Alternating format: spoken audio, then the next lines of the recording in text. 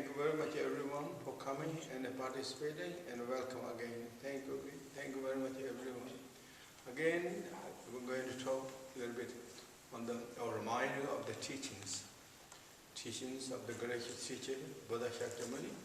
And therefore, again, we're going to re-strengthen our beautiful motivation of the joy and appreciation, and bodhicitta, and then Vajrayana teachings, motivation or the realizations of the three Vajras. Those all motivations, as much as we can activate it in our heart and mind, and then we begin to reflect on the teaching. Then it really, according to the teaching, it will come so beautifully and going to benefit it to ourselves and as well as others, to all the other beings too. So therefore, we're going to reflect those beautiful motivations.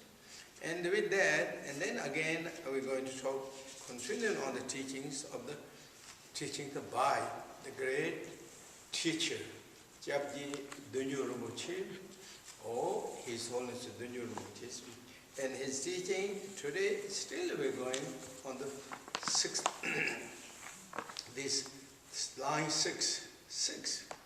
And as I said many times, we are going this time, let us slow, let us detail, and exploring the little bit deep meaning of each of these teachings and words. This is all, of course, I'm going through all this, but reality, or that's all taught in this reality is all our practices, how we activate it, how we glorify our practice, so that our practice and our goal of the bodhicitta will be smooth and more successful and advancing. Same time, if difficulty, troubles came on the way of the practice or during the practices, also how we can handle, how we can also let it go. And so it's not just perished or disturbed our practices. So in a life, there is generally always a challenge. Samsara has so many challenges that we all know, whether we are believers or whether we are not believers. We all go through. But that not stopped, but our beautiful goals. We have to change that direction. And for those reasons, those great masters of practitioners always mentioned change everything used as path or the advancing. Everything as advancing. Everything is experiencing. That means what? When you experience, if it's good, we should more advance, more deepening, and more kind of activating it. If it's not good experience, then we try to stop or prevent it, avoid that. That means life is learning. We're learning every time, actually. Even though we are out of schools, even we are out of the colleges, or we are professors, but still we are learning. We're exploring new things, bring more understanding. This time, Buddha teaching is based upon completely on the teachings on the mind. We're exploring the inner beauty, inner richnesses, and so detailed, so thorough, and so practical. And when we explore the beauty and the richness of the mind or inner, that surely will reflect to the body, activity of the body, activity of the verbals. And not just only that, it will also reflect teachings on our perceptions, our conceptions. So then we begin to really to smoothening and all the situations, circumstances occurred or around us.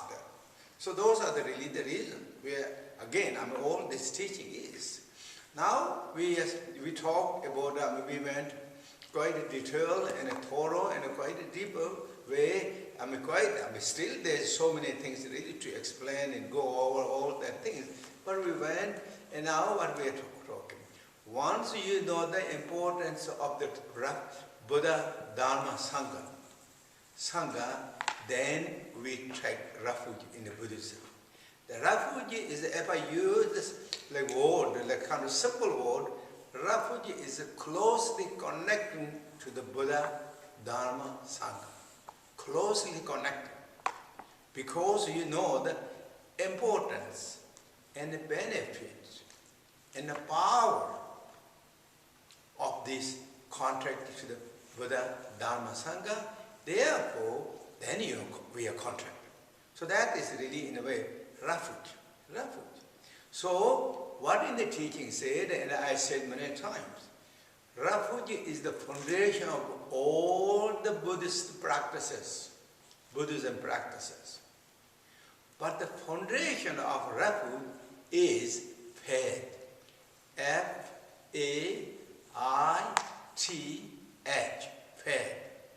Or also can be translated as devotions. Faith or the devotions. Faith and the devotion is generally every spiritual community is always explaining the importance of the faith. Everyone. There is no difference between any schools and faith. But in Buddhism, faith comes developed within yourself. You know the meaning and the reason, importance by yourself, and you develop that faith or the devotions. So therefore, Buddhism, actually, devotion or the faith is developed by one's own choice. It's a freedom. It's a freedom. It's not pressured, not kind of restricted and forced to that. It's your own genuine, interesting, and desire by our own self. With a clear mind, distinct in mind. That is what really the faith is developed. Then, in the teaching said, as I said yesterday, there's a cause of the faith, how to develop the faith. There is 4 different ways can develop the cause freely and openly in our heart. That was explained, kind of more clarified by great master of Jigdral, as he said. Those are, I listed yesterday, again I will talk really again, I will list again that. First is contracting with a spiritual friend. Second is accompanying or kind of associating with a spiritual friend. Third is knowing the benefit and the importance of the Buddha, Dharma, Sangha, or about the Dharma. And the third is understanding or tired and bored with samsara. So those are the 4 different ways to develop the faith. It's not that means you have to have all of those to develop the faith. You can have any of those while igniting our faith in the heart. First is contracting with the spiritual friend. I'm translating spiritual friend. Also it can be qualified teacher. Contract with the qualified teacher. And see the qualified teachers, their practice, their meditation, their activity, something that you feel, oh, that's really nice and comfortable, beautiful, something. So you're inspired. Fundamentally, you inspired by whatever the activities. So you're inspired. So that is the one. And this is again in the teachings. I mean, there's many stories like this. This how inspired But again, in the Buddha teaching, what is mentioned? At the beginning time, during the Buddha's time, there is so many powerful kings. Of course, Buddha himself is the prince of the kings, prince of the kings. But very famous, also one of the very well-known kings is King Prasenjata. Prasenjata, or in Tibet translated as Khenpo Tsewang. Tsewang was the king, ruled the kingdom of the Charvastas, that whole area. It's quite well-known, famous, very civilized country in that times. But however, he was not really devoted to the Buddha at all. And of course, at the beginning, he don't know the Buddhas. But according to the teaching, his position, known as Tsomsi, a Gyalpo, and he was quite inspired and devoted to the Buddha. So this position is visiting to the King Sarja or the King Prasenjata and mentioned about the Buddha. Buddha and his disciples and conduct of the Buddha and activity of the Buddha, way living, how the story of the Buddha, and then King Sarja was inspired by the hearing the names of the Buddha or the story of the Buddha. And then after that, he became so devoted. King Sarja becomes so devoted to the Buddha. So that is just really one of the examples of stories, but there is numerous. I'm sure you encountered, and we all encountered in life. Many people are inspired by that, and then they involved in the practice of Dharma. So this is what, in a way, contracting of the friend or the spiritual friends. And then second or third one is knowing about the Buddha, Dharma, Sangha, or the Buddha. And again, this is another, there's many, it happened, this is not just only one time that, but it happened famous, for example, famous ones. Famous one is that, and maybe in the 5th century or 6th century, around that time, there is very famous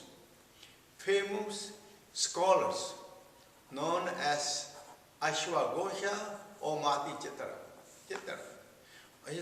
In the teaching said he was so devoted to his parents. But parent family are the non-Buddhist schools. So ancient, one of the Hindu schools. And he learned all those philosophies of the non-Buddhist schools. He became the expert. But still he was so devoted to his parent, to his father, to his mother. Villages named him servant of father, servant of the mothers. Those are really named, devoted always in their services and the parents. And then later he became pursue the spiritual life, and he became the well-known scholars of the non-Buddhist schools or Hindus. At that time, Nalanda Monastery University was very famous. So many people say the sensei is so great scholar, famous, his reputation is expanding and growing, and many are encouraged, you should go to Nalanda Monastery University, do the debate with those Buddhist scholars. If you are able to win from the Nalanda Monastery Universities, then you will be the super of the super scholars. Because Nalanda Monastery University had so many great scholars. And so he thought that's a really good idea. I'm going to go there. So, according to the teaching, he went there. Nalanda Monastery Universities. And he said he liked to debate.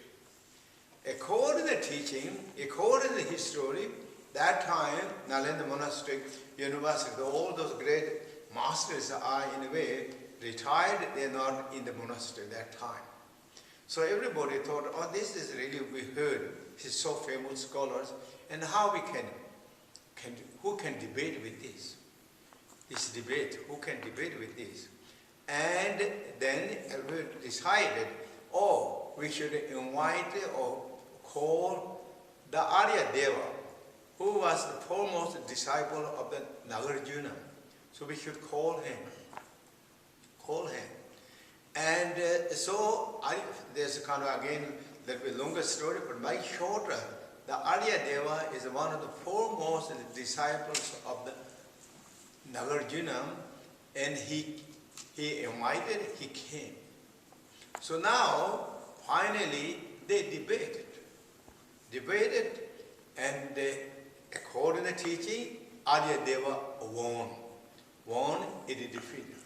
At the beginning, at that time, how they do the debate, according to the teaching, his story, that time, when they make the debate, that means they're using their direct perception, valid cognitions, and the inference, valid cognitions, and then this is true, most the principal one, they're really using that, and they're debating. So therefore, whichever is accurate, then they make the agreement at the beginning. Whoever win and whoever make the accuracy of the point and more meaningful, more tangible, without it contradicted by the direct perception, valid cognitions, as well inference, valid cognitions, then we will follow. Whoever win, we will have to follow to each other. That means whichever won, the loser will follow the winner's philosophy and their whatever the practice is. So that's what their agreement, and they debated. When they debated, and Arya Deva won according to teachings. And now Arya Deva, when won, Arya Deva told, now you should become my student and take refuge. But Mati Chetara or Ashwagosha don't want to take refuge. So, since he don't want to take refuge immediately or that time, he don't want, they kept him in a room where there is so many books, so many Buddhist books. He was sitting in a room, there's so many books. So now he was kind of staying in the room, and there's nothing much happening. So he thought, maybe I'm going to read these books, whatever that is. So he read these books. And when he started reading the books, he really saw beautiful points, one after another. It makes so senses, so beautiful. And then he becomes so, because from that on, according to teaching, he becomes so devoted to the Buddhism. He becomes one of the great, again, scholars in the Buddhism as Mati Chetras. Or Lokumpawe to be translated too. That's what really teaching says. So this is what, again, inspired by the reading, knowing about the Buddha, Dharma, Sangha. Then he developed the strong connection or the talk of refuges. So this is another stories of that. Then not just only that, I will talk another stories of this. Again, for example, Khenpo Tsewang Dongyal of Tibet, one of the most famous, powerful king in Central Asia that time, in the 8th century. And Khenpo Tsewang Dongyal was renowned as an emanation of the Manjushris.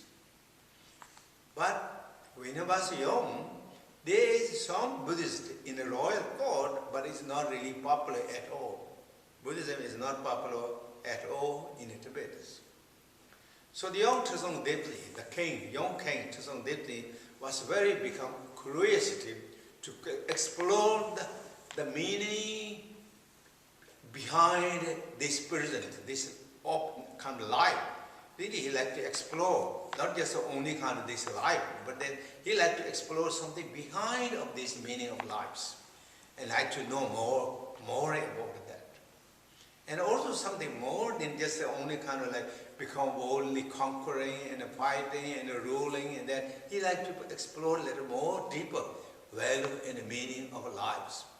So he's very curious. He become kind of like searching in a way, searching. And that time, Tibetic power is extending. His domain is extending. Almost all bordering countries of the Tibet, that time is Buddhism.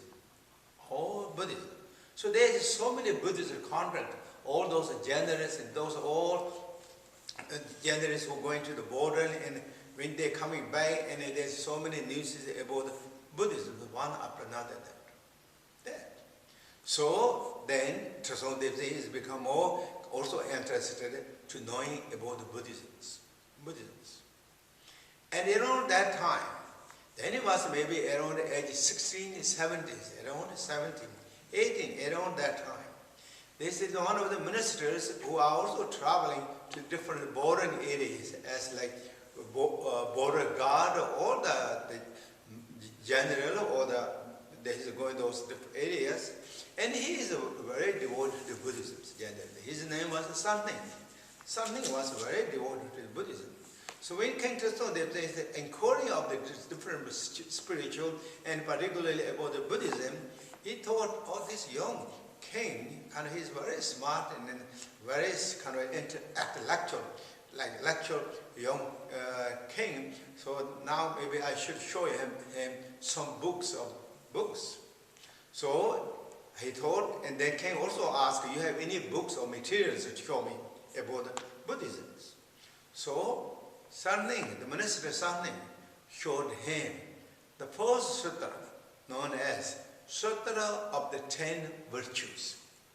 So he showed that 10 virtues sutras. And King Tsewang Dongyal read that. And he thought, wow, this is really very good kind of logical, said that. And 10 virtues, the other day we discussed that. 10 virtues. 3 by the body, 4 by the speech, and 3 by the mind, and those makes 10 virtues. Givatyo in the Tibetan. Givatyo. And Givatyo is avoidance of 10 non-virtues. 10 virtues or the stopping. So he thought it's really like logic. It's all kind of logic. It makes reasoning. It makes senses. So he thought this conduct of this school, the Buddhist, is quite good. Then you have anything else? Show me more books about this. So he showed known as green rice sutras. Rice sutras, Salu Jampundo in Tibet. So Salu Jampundo is green rice. According to the teaching, one time Buddha is walking on the rice field, and the farmers are interested on the Buddhism and the teaching from the Buddha. He is devoted, and the Buddha picked up handful of the green rice or the unharvested rice, picked up that, and then Buddha kind of started giving the teaching about the cause and conditions and the interdependent coordinating systems with that holding of the rice grains. So called Sadhajampantos. So Tsewang Dongyal had now got that, and he read that. Wow, this is really, he saw so nice. So nice, his conduct is pure, and the view is really quite good. So it's also united, they're not separating that. He thought it was wonderful. And then king asked if you have any other books to show me. And then also minister gave him to the Diamond Sutra's teachings. And he read Diamond Sutra. He thought, wow, this view is so good, perfect good. So conduct is good, and view is good, and there is a combination. It's also practice is combination of the view and the conduct. So it is really, meditation is so good. So therefore, view, conduct, and meditation, all good.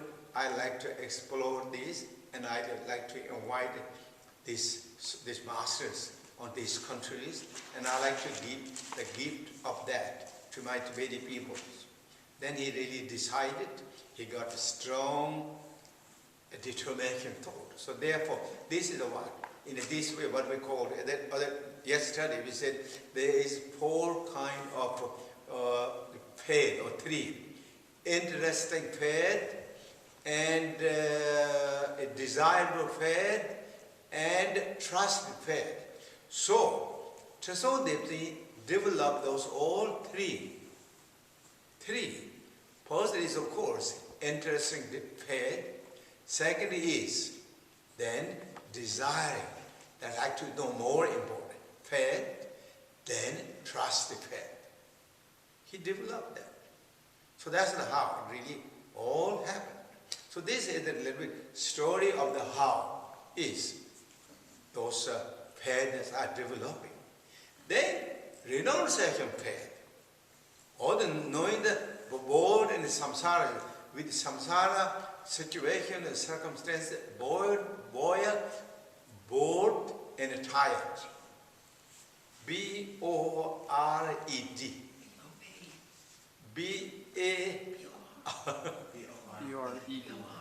B-O-R-E-E-D. So I think you know bored. I'm bored and tired. When you say bored. So bored and tired, so many people in the Buddhist history, so many great masters, really tired and bored, and then they completely turn their mind to the Dharma. That is so many stories, and one of the big stories of the like great master Monastery Rinpoche.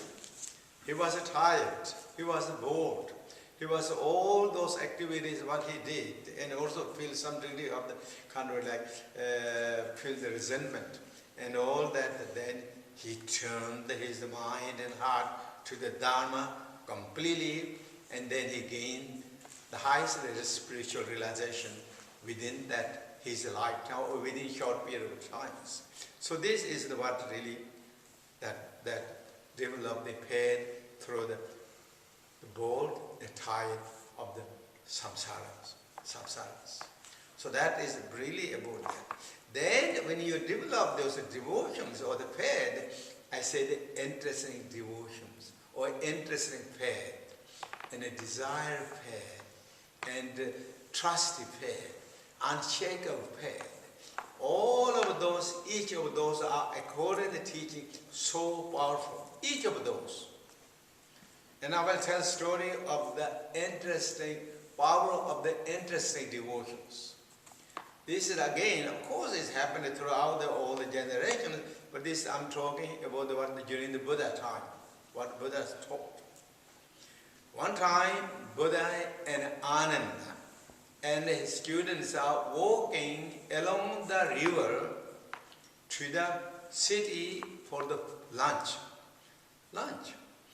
And lunch, that means in Buddhism, all those Orient monks and nuns, traditionally, they go to midday or before the midday and to the villages or the city, get food or they receive the food, donations, food. And also, when they receive the food, they are not going to make the comment about the food. Whatever family you go, if you receive the food, that's it. You will receive the food graciously, with thankfully, joyfully receive the food, and then take that and they eat. Not going to make the commentaries of the food or say, oh, I want this, I don't want this and that things. Not also going from the house to house trying to get more food. No. According to the teachings. So ancient time, that was the Buddha taught, and that's what as the Buddha taught, Buddha himself was doing that same thing. To all the students, they go to the tomb before the noon, receive the food. So they are now walking on near the bank of the river. On the bank of the river, there is quite a few children playing the sand castles. playing the sand castle, I think they call it, sand castles. And one child is appointed as king, others are named as ministers, others are named as subjects, and they're making sand castles. This is the palace, this is the treasure meter, and that is treasure managers and so forth. They really created their names and they're playing like a Dharma on the sand that river banks. Far away, Buddha and the students are coming. Among that, one boy was so inspired by seeing the Buddha.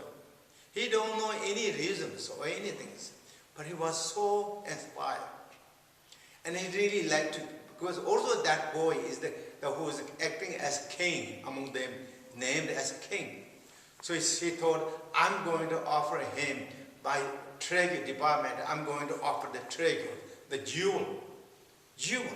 So he told that to his minister, open the door of the treasure store, and he did that, and he picked up the handful of the sand from where they named as treasure houses. And he liked to put that in the Buddha's begging bowls, alms bowls. Buddha is, according to the teaching, he is the giant. So this young boy couldn't reach to the Buddha. And he told this young boy to say to his minister, you must lower your body, like what's called, bend your body, and so that he can climb up his body and offer that. And so this minister, his minister, who was a minister named, and he bent his body, and this young boy who held in the handful of sand and going to put in the alms bowls. So when he did that, and Buddha also graciously let him lower down his arms, and then young boy able to put the handful of sand in the Buddha's begging bowls. He was so delighted and happy. He thought, I did it so well. I offered my jewels to this interesting individual or sages. And Buddha said, give that to the sand or that dirt. Said, keep these and put this around the stupas. And Buddha gave that to the Ananda and asked them, keep that and put it around the stupas. And then Buddha said, in 100 years after my Mahaparinirvana, he will become the great kings and build so many monuments of the Buddha everywhere. That's what really said. So this is what the inspired faith, result of an inspired faith. That he really, then who was that king? According to Buddhism, that was King Ashoka, the greatest king, the historically great king and ruler of India, who ruled majority part of the Asians. Even he didn't have to fight later. He gave up his arms. He gave up his everything, the arms, and he gave up weapons. He promised that at the beginning time, Ashoka was very fighter and cooler. But once he met the teaching and Buddhism teaching, and he completely changed his mind, he developed as we're talking here, unshakable devotion of the faith to the Buddhism, and he gave up violence at all the violence activities. And then he became the most religious, spiritual king in human histories. And he built so many monuments in India, really throughout India, in Nepal, in all the bordering countries, because he conquered all those areas without fighting. So many kings and all those kings, just his dominion so easily, so comfortable. And just they came. So this is the story of the King Ashoka, how he started that.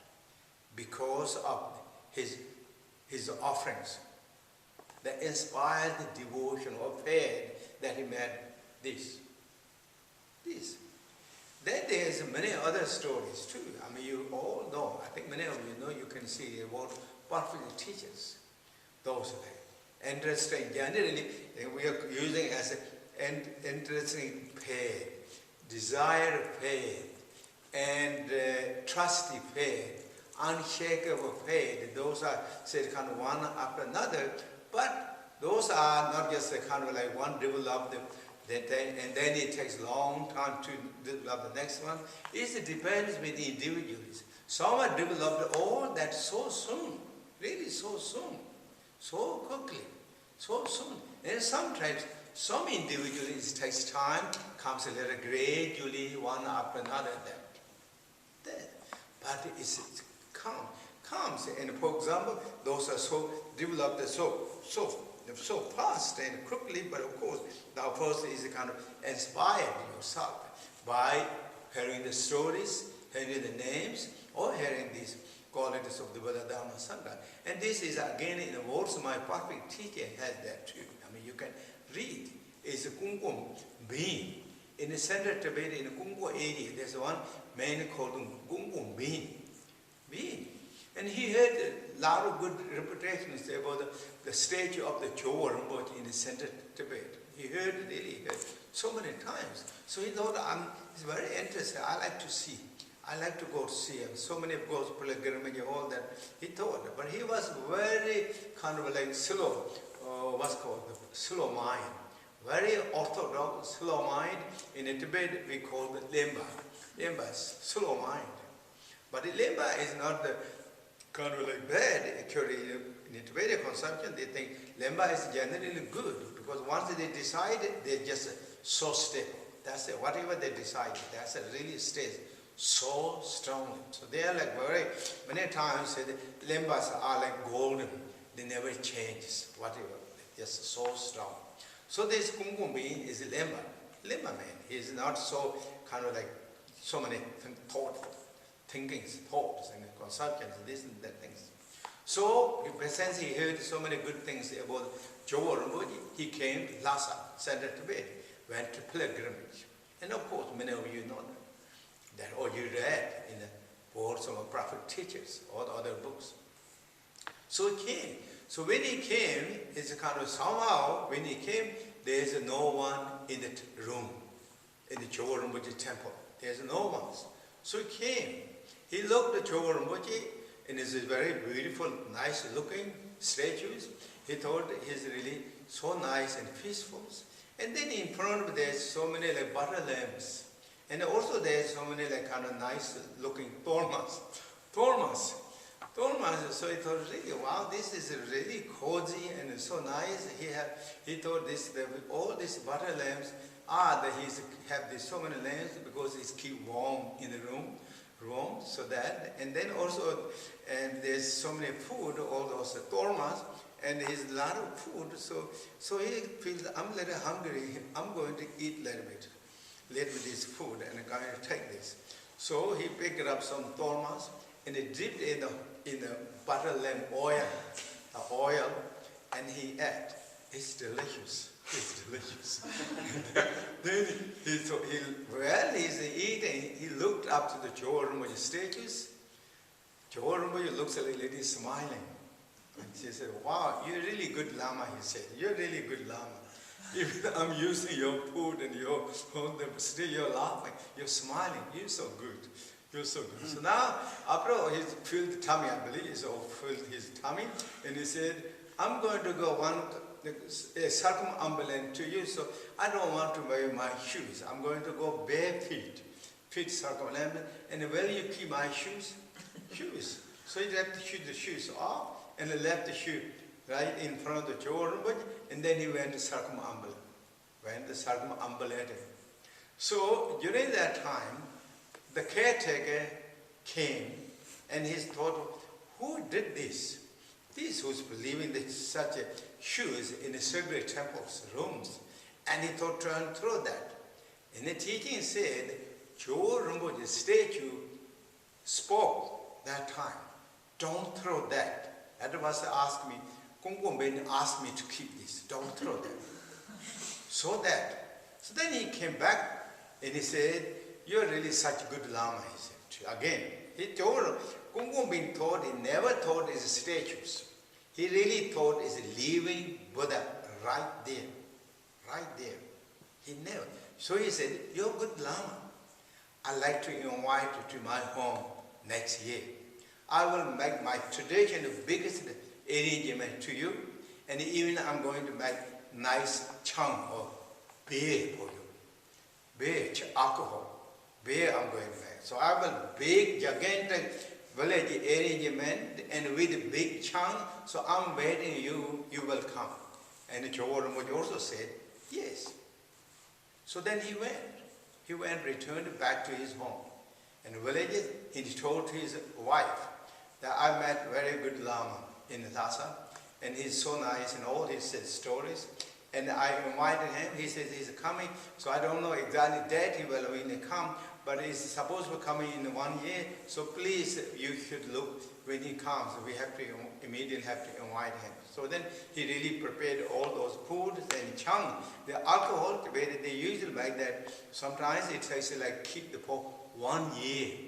Those are known as like they make the alcohol. For example, when the family member goes to like pilgrimage or traveling, they make the chung, and then keep that chung or alcohol, live like that for whole year. When they come back, those family members come return back to home, and then we kind of open that chung and celebrate it. So those are called Bungchen.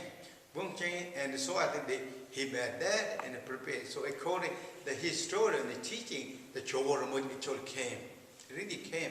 And the Dzogchen Rinpoche, that monument of the when he came, is that blessed printed the Dzogchen, so also in the water as well as in the stone nearby the Kungkung Bean's house. So this is what? It is all developed, those 4 pairs, one after another, not immediately. He had the interest in devotions, and that's what he went. But then that very desired devotion, or desire fed, and trust fed, and unshakable fed, all that developed. During the process of the well, he's enjoying the tolmai and the butter lamb oils. Really all developed. And then what result? He able to speak to Dzogchen Rinpoche. Why? Because he's fed, his devotion. And that is a story. There's so many stories that you know that. Really purify the obscurations, obstacles, and increase the merit. The power of the mind. When you open the door of the power of the mind, it is inconceivable. It is so powerful. That's what Buddha said. Power of the mind is so that inconceivable. And the material powers, they're exploring by the modern scientists really explore. It's so powerful, so technology. Look at this. Now we are maybe physically distances, maybe many hundreds of miles. But then, virtual reality, whatever these technologies, we are within the one room in a way, talking to each other. And this is high tech. This is material developed. But mental power developed. That is, according to Buddha's teaching, is trillion times more powerful than the material powers. Maybe 500 years ago, 300 years ago, if somebody tells the story of what happened in the 20th century, 21st centuries, nobody will believe. Everyone will think this man or this lady is cuckoo. Everybody will say that, truly that. But now, reality is here. All this. We are going in the sky with big house, eating, drinking, talking, watching. Like planes. I mean, it's just like 300 years ago. It's unbelievable status. This is the power of the developed by materials. But mental development, mind is already powerful. We know. Even we didn't develop any. Even is completely shielded with all the obscurations according to Buddhism. yet it's so powerful. And if we reveal that quality and purify, clear away that, then this Buddha's quality, the power of the enlightened beings, is not mythological. It is true stories, true evidence. The flexible openness of nature, when it's openness, it is then all that really you can see. That's what said samsara is turning to the nirvana or the pure levels. These are not mythology stories, reality that you can do. Those great masters did. So that is my brief talk. Again, it went a little longer by the stories and all that. And thank again. Okay, thank you. And then see you tomorrow. Thank again. We do short meditation.